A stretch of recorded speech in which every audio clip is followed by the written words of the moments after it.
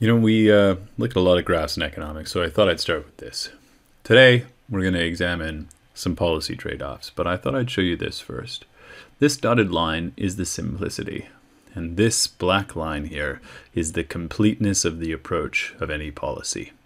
And the diagram that you're looking at was suggested as being, don't worry about the word epistemic advantage. Along the side here, this is the we're going to call this diagram right here the level of output, if you will, or if you prefer, the advantage to using any particular policy.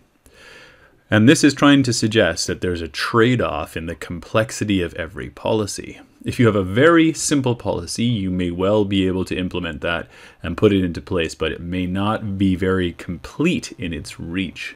Similarly, if you have a very complete policy and you're addressing all the pros and cons of everything, then it may not be very simple at all. And this trade-off has to happen with all policies, the paper that we are going to examine today suggests.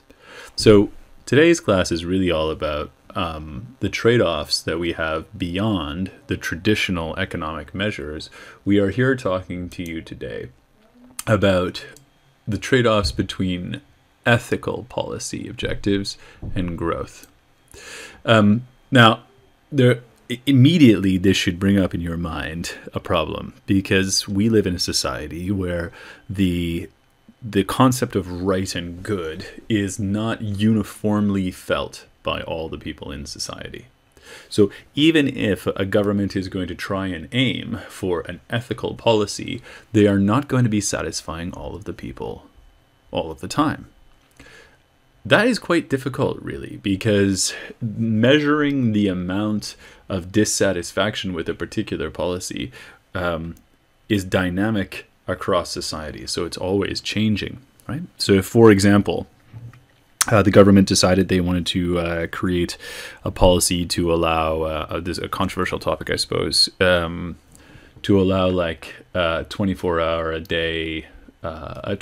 a day drop-in abortion clinic, then the degree of response to all members in society, I think you can probably imagine, it wouldn't be the same degree of response. Like the amount of objection that some people would have and the amount of approval that others would have might be very radically different. Similarly, there's a discussion about whether or not, certain drugs that are currently on a listed register as being illegal in Guernsey, whether that register should be changed. So here in Guernsey, they've approved the growing of cannabis, but the possession of said cannabis outside of the growing of it is illegal. I don't really understand how that's going to work, but that's the they're thinking about, every now and again they think about changing that rule, but different elements of society think that's variously wrong or right. Now, this article that I found for you from the Australian National University, it discusses whether or not we should be shaped by public policy, by ethics in public policy, and how much the ethical issues matter. But most importantly, if you read this article, they get to the idea that it's actually the different social groups that have the strong impacts, the strong ethical voices. So I want you to consider, maybe pause this video or something, but I want you to consider what social groups might oppose, say, environmental laws on the burning of coal, since we were talking environment yesterday. So the burning of coal, who would be in opposition to that policy? What social groups? What social groups would be in opposition to the increase of a tariff on petrol, or the introduction of the pay-per-use policy, pay-per-use waste policy we have right now? So the stickers on the bags, who were the people who opposed that? And who were the people who said it was the right and good thing to do? And why does that matter? Well, because if you go back to the the policy conflicts, we've got growth, we've got stability, we've got low unemployment. We also have the fair distribution of resources in society. These are all government objectives, right? But in addition to that, the government wants to be able to act in an ethical way. And how do they balance out those various elements? So maybe pause for a minute and think about those. Or, don't. Anyway, the next issue here is another ethical debate, and this one's quite strong. It's about mental health. So here I went and I found a paper for you. It's by Chris Salmon Stewart. Here's the link. And the paper says, at the level of government and society, we find economically influenced attempts to reform mental health care offset by the concerns revolving around access to care. Whether society is prepared to forego economic benefits in exchange for improved equity, improved fairness, depends to a considerable extent on the prevailing ethical paradigm. Right. To put that into plain English, should we put monies into mental health care, and how would we do that in a way that benefits all of society uniformly? And is a uniform solution the one which is best, right, and good?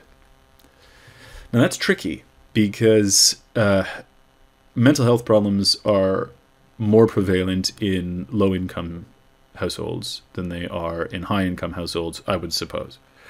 And so when we put an intervention into place, how do we make sure that the mental health provision is going to either meet all people equally or equitably find the people who need it most? I think this is a really fascinating question on mental health. You could read that paper. It's a bit of a mish to read. If you can't read it, you can ask me for a copy and I'll use my Cambridge account to get it for you. So that's just one of the debates that you can probably think about over the next little while. The other debate here, and this is where the diagram comes from, really, it is a debate about whether or not our response to COVID-19 is economically sound and also ethically responsible. Now, on the one hand, we are closing down our economy to save the lives of people who are elderly, right? Okay, so that sounds good to me. Ethically, that sounds quite fair because every life is important and blah, blah, blah. There is a debate to be had about that, but we're not going to get into it.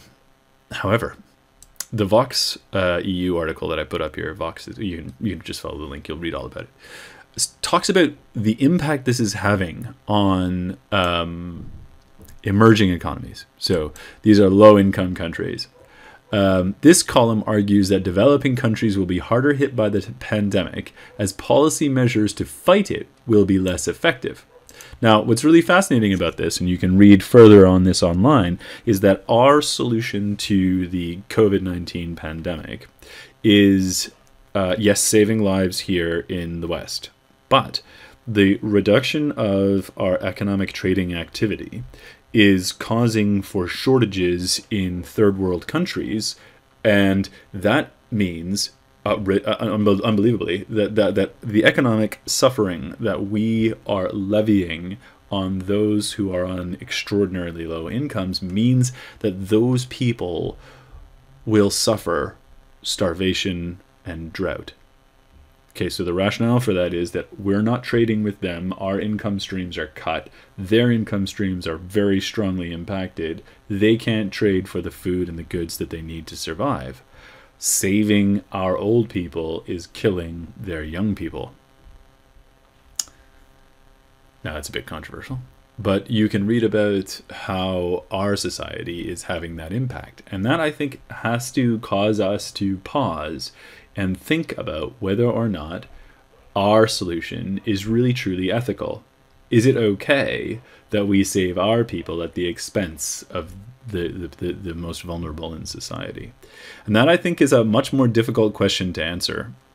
And it's the primary reason for why there are, in my estimation, are some objections to have the notion of buying locally. We see that being spoken about a lot in the Western world right now, and certainly here in Guernsey, a lot of support our local industry, which is very important from a local perspective. But from a global perspective, if everyone is doing this, the global system of trade will grind to a halt, and those who suffer will be the most vulnerable. So I end. with a question to say, is this a valid graph? But also equally, are these issues, I should put a link to from where that graph came from. Source. There you go. Sorry, everybody. Are these issues ones that are our responses? Sorry, is our COVID-19 response one which is ethically sound? And I want you just to think about that. You don't have to write about it, but you can if you want, but you don't have to. And I want you to think about that, and we can maybe discuss some of these issues in class. Thanks so much, everybody. I hope that wasn't too heavy for you. Another beautiful day.